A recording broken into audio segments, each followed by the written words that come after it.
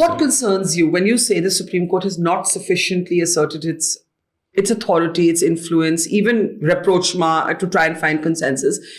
What concerns you the most today in how judges' appointments are being handled? Yeah, well, what concerns me is that the Supreme Court then turns out to be, in public perception, to be a weak institution. They can't get their way through. If you want to appoint somebody and the Supreme Court says, yes, we think he's a good person to be appointed, not only we in the Supreme Court, but the High Court has made that recommendation. Okay? The High Court Collegium has made that recommendation. The Chief Minister of the state has approved that recommendation.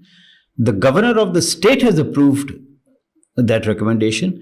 The Supreme Court Collegium has approved that recommendation. And yet the government says we're not going to appoint this person.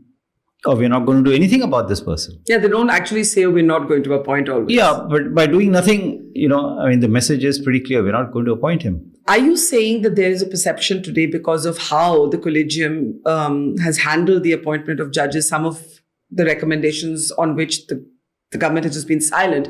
Are you saying that there is a perception today the Supreme Court is a weak institution? Yeah, isn't it?